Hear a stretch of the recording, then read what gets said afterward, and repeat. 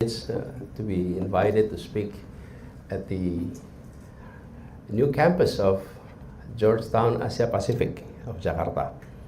Thank you, Wendy, for also co-inviting myself in this event.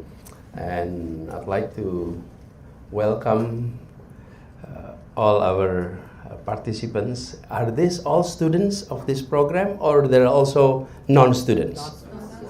Okay, so students, can you raise your hand? Students, okay. You all are real students, right?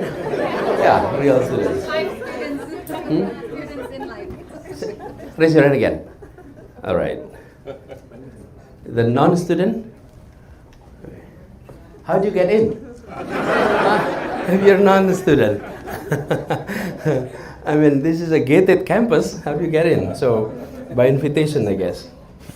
Anyway, I'm privileged with the opportunity to talk about leadership in inclusive city. It is a package that is of interest to many.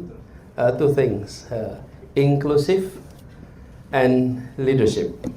Combining the two is not always simple.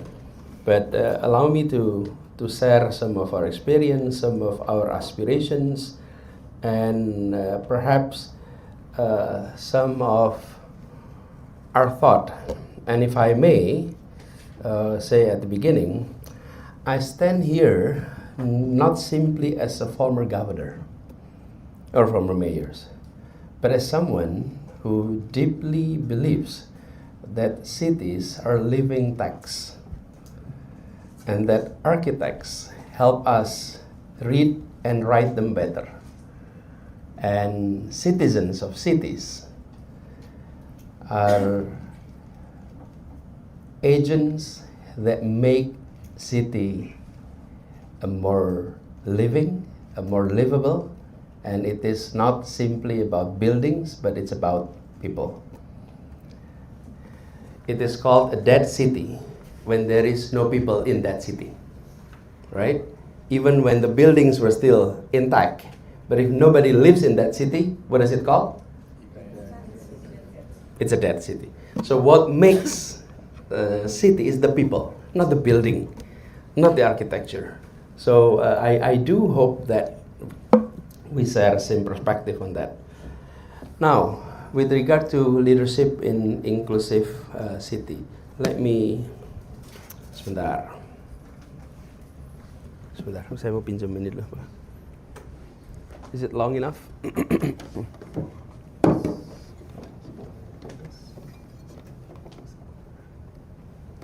If I can put it on di situ.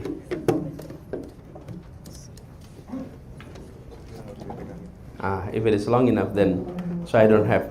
Good idea. I like the innovation. I can liberate my hand. So I'm tied in. Test. Okay, same quality, right? Yes.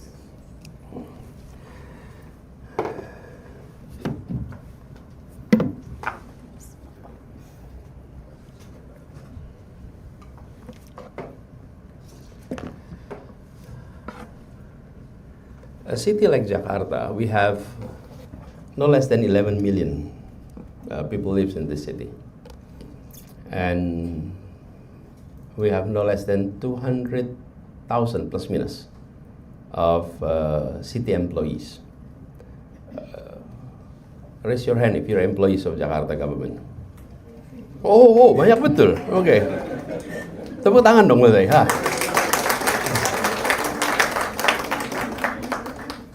Thank you for joining this class. And thank you for studying. Continue. Not many. Once you're in government, sometimes your appetite to continue your education is not always there. So when you have that appetite to continue your education, it's really highly appreciated. Now, I have a PowerPoint I will share, but I'm not going to talk based on this PowerPoint only. I'll share some of my thinking freely. I will share the slide with you through Ibu Wendy so that you can read the presentations and you can contemplate, you can discuss it, you can criticize it.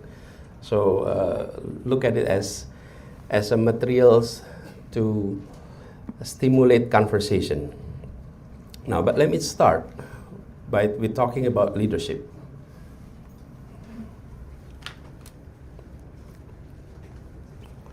I mentioned earlier that I've been given a job to manage a city of 11 million and a city government of no less than 200,000 people. Around 62,000 were civil servant, and the non-civil servant is the rest, so about 200,000.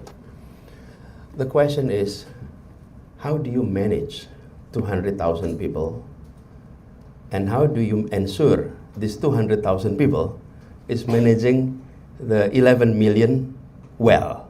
Okay, that is one question. Now, if I manage a group of 10 individuals, or even 20 individuals, I will give assignment to each individuals. A, this is your job. B, this is your job. E, this is your job. I'm giving everyone an assignment, and then I manage them. That's when I'm managing up to around 20 people. But if I manage 200 people, if I lead 2,000 people, I create an organizational structure. And then I create job description of each. And then I set up target of accomplishment for each. That's how I manage 200 or 2,000 people. But if I manage 200,000 people, an organizational structure is not enough. And assigning job to each individual is impossible. So how do you lead? We're talking about leadership here. How do you lead 200,000 people in a city of 11 million? Then use values. You have to be explicit on the values that you believe in. And the values that you believe in need to be bought by everyone who manages 2,000 people, everyone who manages 200 people, so that when they manage this unit, they manage using the values from the top leadership.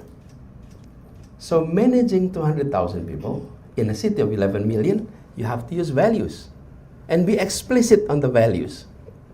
So, inclusivity, in our term at that time, was not inclusivity, but keadilan sosial. Okay, that's the same principles. Social equality, fairness, that is the core values that the governor believes in, and that the governor wanted everyone to translate that into their work. So that we would like to see a city that is inclusive. Why, if I may share our experience, why social justice, keadilan sosial, or fairness become the core? This is from my personal endeavor. I run a project called Indonesia Mengajar, Indonesia Teaching Project. Recruited best university graduate, send them to remote villages and teach for a year. Dedi is one of the graduate of that program. He was a graduate of university in Surabaya. Then he was recruited. He was stationed in a Tanimbar island north of Darwin. So take a flight to Ambon, one night by big boat to Somlaki. From Somlaki, a small boat, another night to get there, and then take motorcycles to get into his village. So you go back and forth to London, it's much faster than going to his village. So you can imagine the distance. Now I've been working on that. And then suddenly, to put the story short, I was assigned as a candidate for governor in Jakarta. And as a candidate of governor, I had to do campaigning. When you do campaigning, you go to kampung.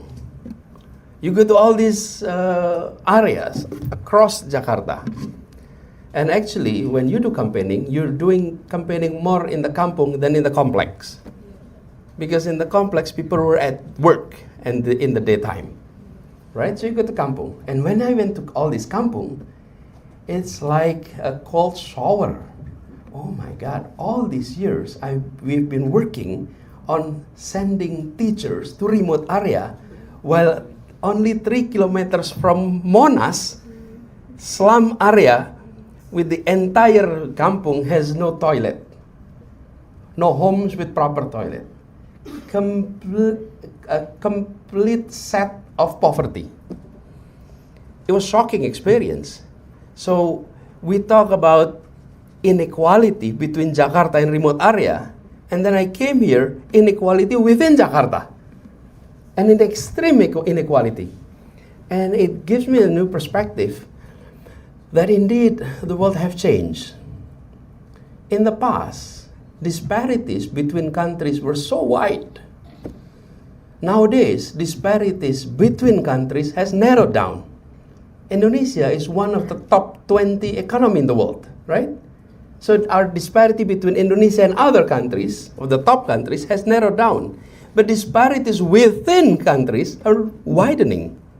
And disparities within cities are widening. So the GDP of Jakarta and Singapore and Tokyo and London have narrowed down over past few decades. But the disparities within Jakarta has been widening over the past few decades. Is it not right? That's the case. So I was confronted with that reality. So we think we need to address this issue. How do we do that? That's what I said earlier. Stated clearly, this vision. So for our friends who are in Jakarta, I think you can check. There is pergub tentang nilai-nilai. I hope the pergub is still in use. Because when I entered the city of Jakarta, I talked to our team, and then I asked a simple questions. Do we have corporate values? Okay. As a unit, pemerintah daerah?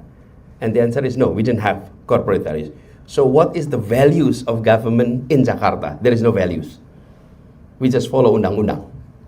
We just follow peraturan daerah, but there is no values. So let's create that values. So the value is now there, and hopefully it's still being in operations. But anyway, come back to that. Once you have that, you start talking to everybody. Use these values, adil,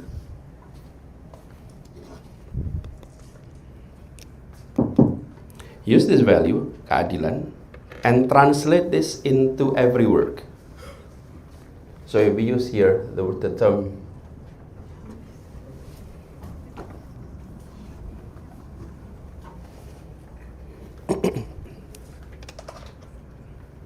okay, thank you.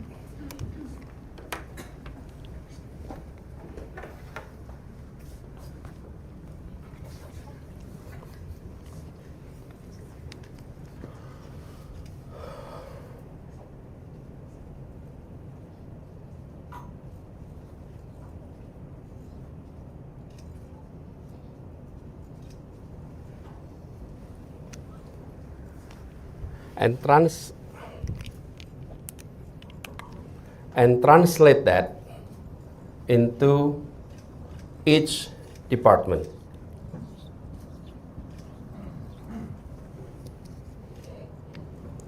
And I remember when we had this first conversations about this with the kepala dinas, which that's where governor is talking about kepala dinas. some of the kepala dinas, some of the head of the department was wondering, how do I translate equality, inclusivity into our department? When we talk about inclusivity in managing education, that is quite clear.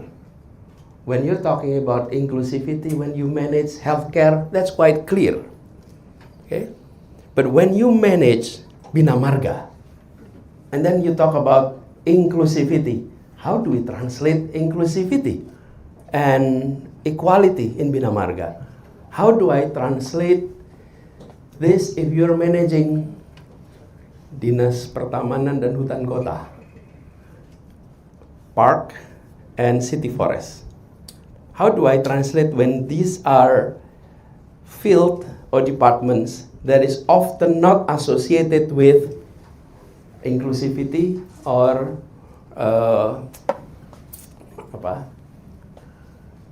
justice? So we work on this, and also public transportations or Department of Transportation, Dinas Perhubungan. What is inclusivity in this? So I told them we need to look at it from a different perspective. Let's say Department of Parks. Where are our parks were located? Does the resident of Jakarta across the region have equal access to park? Are the park only located in certain area and absent in other area? So translate that keadilan into ensuring that parks is available to all citizens of Jakarta everywhere they live. Everywhere they live. So it is being translated that way. And then we're talking about transportations. You look at the map. I think in 2017, only 42% area of Jakarta is covered by public transport. 42%. So what about the other 58%? They're not covered by public transport. So when we're talking about inclusivity, keadilan, let's ensure public transport is covering 90+% of area in Jakarta. That's inclusivity. You're not excluding anybody. And then we talk about Bina Marga, streets. But how do we translate keadilan questions? Now this questions has been repeated many times. But I remember when I raised these questions at first, it was quite unique response I get. What kind of transportation tools that everyone has? And then, this is true story, the response was motorcycle at that time in the meeting. And I said, no, not motorcycle, it's our feet. It's our feet. Now it's common questions. I mean, tapi at that time was new. Our feet. The question is, do we, as government, provide facility for pedestrian? Do we create enough? No, we're not. So let's do that. So once that is translated in every department, suddenly you realize that inclusivity starts from ourselves in the city. Not talking about the people of Jakarta, but talking about the government of Jakarta. It has to start from us. On health, for example, ketika kita mulai health coverage, BPJS, not only, but around 72% of the population in Jakarta was covered by BPJS. So around 28% was not covered. And who are this 28%? Is it the top class of our society? No, it's the lowest of the lowest, right? And immediately, we paid no less than 1.4 trillion rupiah just to ensure that everyone covered by BPJS, all citizens of Jakarta. Again, inclusivity, equality in the area of health services. So when you're talking about creating inclusive city and you link that to leadership, it has to start with values. Translate that by everybody. If you don't have that values, and you have to believe in the values. If you believe in the values, if you are leading and you believe in certain values in you, you create sensitivity. If you don't believe in certain values, you don't have the sensitivity. If you think about keadilan all the time, when you are seeing a phenomenon, then you will look at it from the lens of keadilan. But if you are not putting keadilan as your first priority, whatever you see, then you often overlook keadilan. To give you an analogy, if you care about electric car, okay, and you are being observant of brand of electric cars, when you drive on the street, whenever you see an electric car, the signal in your head turn on. Aha, mobil listrik lagi, mobil listrik lagi, mobil listrik lagi. This is my own experience. I didn't pay much attention to electric cars, and then our sons talk about electric cars. Abah, electric cars, this is the brand, that is the brand, and now we have so many brands of electric car. I think we should get an electric car. So they're trying to convince the father to get an electric cars. So I started to explore electric cars. I started to talk about electric cars. And then after I talk about electric cars, talk about it with our son, came to a showroom. After that, wherever I go on the street, my God, there's so many electric cars now. I didn't realize before. Why? Because electric car was never a variable in my mind. So if you are leading an organization, you better decide what are values in you and translate that into everything you do. It's not only one values. You set up a corporate culture, values. What is culture? Culture is habits. What's called culture is habit. So when you have a values, you educate the people about that values. So the stage is you educate the values, and then you create a habitation process. It becomes habits, and when a habit is being practiced by everyone, it becomes characters and culture, and you create a corporate culture. So, I believe all of you are leaders, and you may not have authority yet, but soon, once you get an authority, you can translate your leadership into policy. But if I may suggest, create that sense of ownership to a set of values, because that will be your guidance. Now, once you have that, you create a room for innovation. Allow your subordinates, allow your team to come up with new ideas based on these values. There is no way that at the leadership level, you give instruction to every issues. And in fact, this is what I've been saying. If you're in the leadership, managing 200,000 people with 11 million populations, don't do micromanagement. You do micro questions. Not micromanagement, but micro questions. And I think anybody that has in our meeting at the City Hall often realized I rarely give instructions. I give questions. Because questions create conversation and provide rooms for new ideas and provide legitimacy for coming up with ideas that may be different from their boss. If you start with questions and ask questions all the time, micro questions, not micromanagement. Why you don't do micromanagement? Because your subordinate will never challenge you. Jadi atasan itu nggak pernah ditentang bawahan. melucu tidak lucu pun semua tertawa. Ya. When you're telling unfunny stories, but you present it as a funny story, everybody will laugh. Why? Because you're the boss. So if you create room for conversation, you will definitely have your surveys come up with all this creativity. And that's what we experience in Jakarta. So if you have seen so many innovations, the innovation often do not come from the top leadership. The innovation comes from those who are given opportunity to innovate. Why? Because they're working based on a certain values.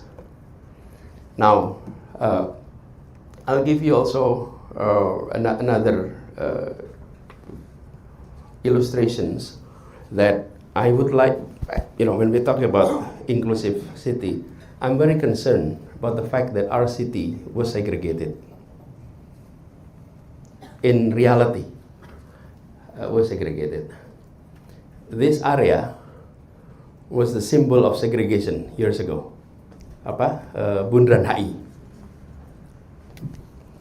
How many malls in around Bundaran HI? Huh? What are they? Plaza Indonesia? Huh? Grand Indonesia? Huh? Tamrin City? Agora? Sarina agak jauh, di Bundaran HI aja. Itu ya, 4 itu. So 4 itu. There are 4 malls. Questions. Those who come to Plaza Indonesia, will they ever visit Tamrin City? No. Okay. Now, those who went to Tamrin City, do they have the courage to enter Plaza Indonesia? No. Maaf, saya nggak berani masuk situ. Right?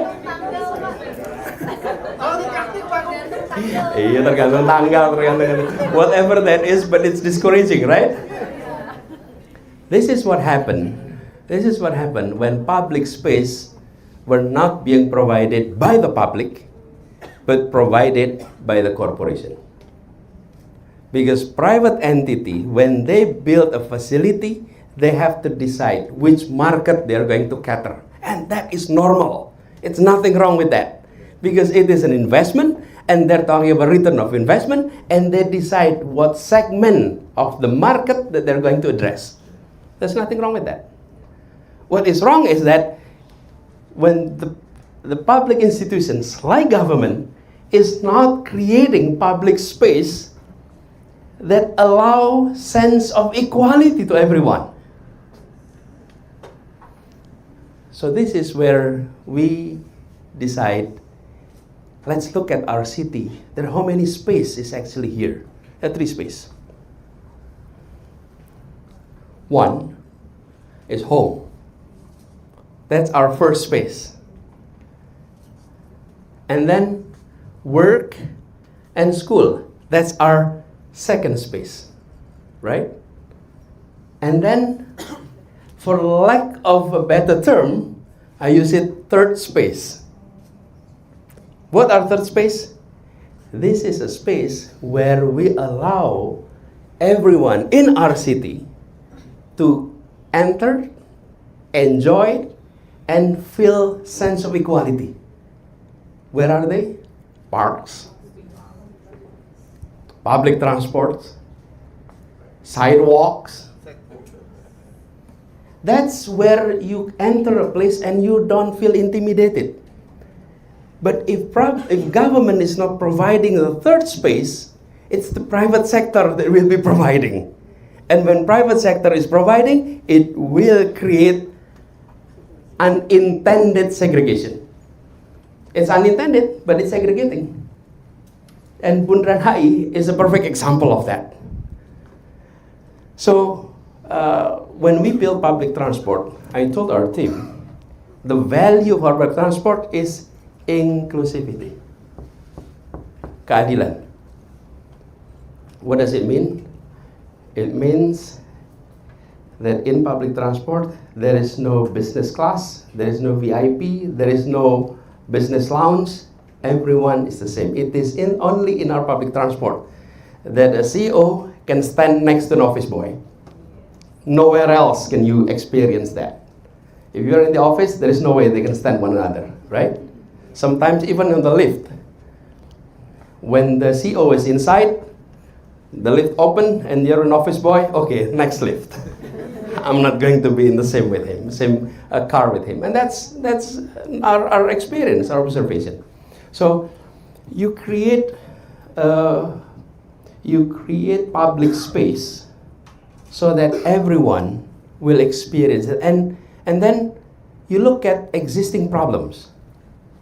Taman like Monas. I remember I came to Monas in the early of my tenure. Came to Monas, I saw a lot of kids playing in Monas. And a simple question, where are you coming from? Almost all of them coming from Kampung near Gambir, Kampung near Kuitang, Kampung near Tanah Abang. Those are where they are coming from. A very crowded kampung. And they come to Monas to play in the late afternoon, early evening. However, there is that sign in Monas. Dilarang menginjak rumput. Lah, how do you play if you're not allowed to step on the grass, right? It is an inclusivity issue. Again, if you put that as values that you believe in, you look at this and you immediately, this is about justice issue. For those who have large garden in their homes, you may not need a space like Monas to exercise and to play. But those who live in the condensed kampung, hot, humid kampung, you need that space. But we are treating our taman, this is unfortunate, in Bahasa Indonesia it's only used taman. In English you have two words, garden and park. Park is to play. Garden is to enjoy the view. And we treated all our taman as garden. Therefore, there is a sign, do not step on, dilarang menginjak rumput. So, cabut, biarkan itu menjadi tempat untuk bermain. Let them play. Nanti rumputnya rusak, ditanam lagi. That's the purpose, right? But again, we're talking about these values. And I'll give you another example of creating a sense of togetherness. This is Bundaran HI story as well. Saya pakai yang itu ya.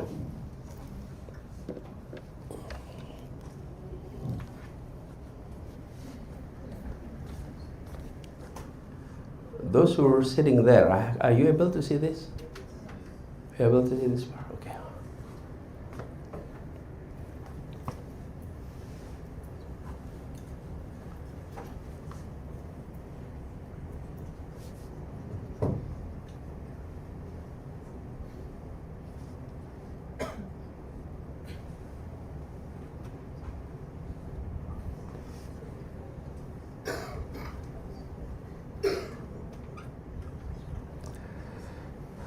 It's Bundaran HI, but not a perfect circle.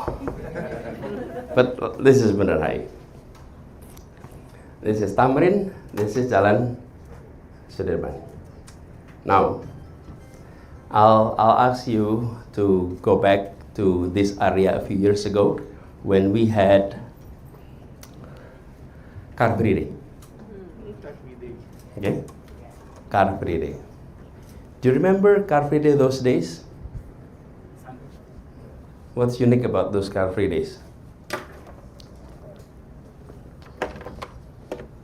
Uniknya nih. The circle here, Bundaran HI,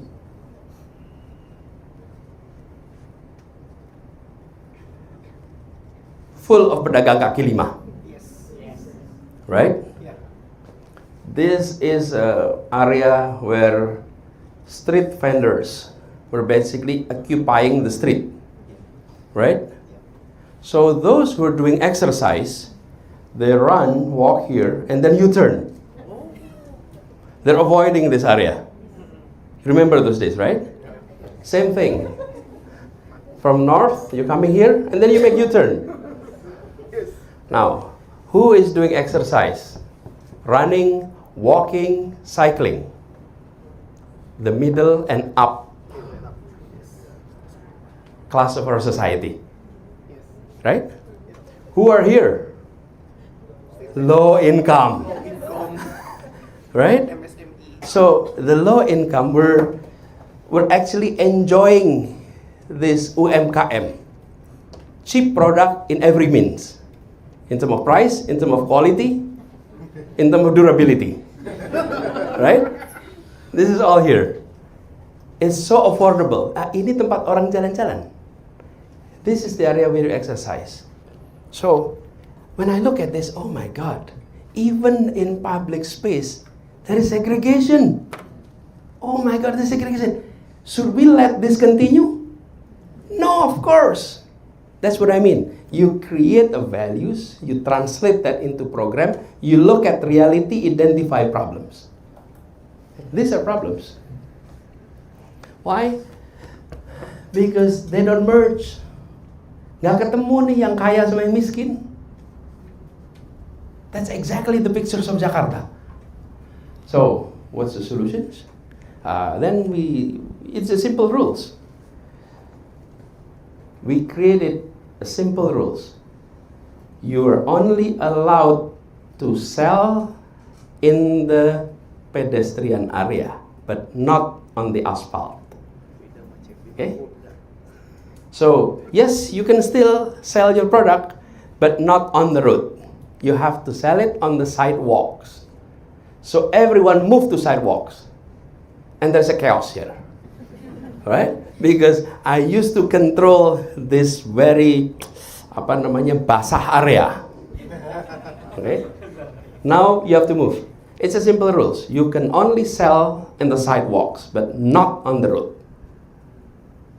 What happened after that? It's people who exercise come all the way here and move. It's integrating our society every Sunday. Now they're interacting. They meet one another. And they can stop by for food. You can buy for drinks on the sidewalk. Now it's no longer segregation of this is slum area membership. This is Kebayoran Baru membership. Now you integrate that. So again, this is just an illustrations how you translate leadership into inclusive city, but it requires maintenance. It requires consistency of policies so that it becomes values of our cities. Without that, it is only a value of a certain period. But if it is being implemented over time, bought by first civil servant to citizens, then you will be able to create a city that is truly inclusive. One of the things that I was quite happy to is another example of Bundaran HI, Jalan Sudirman, as well as Kemang, in which sidewalks were built, because it is democratization of the most expensive road in the country.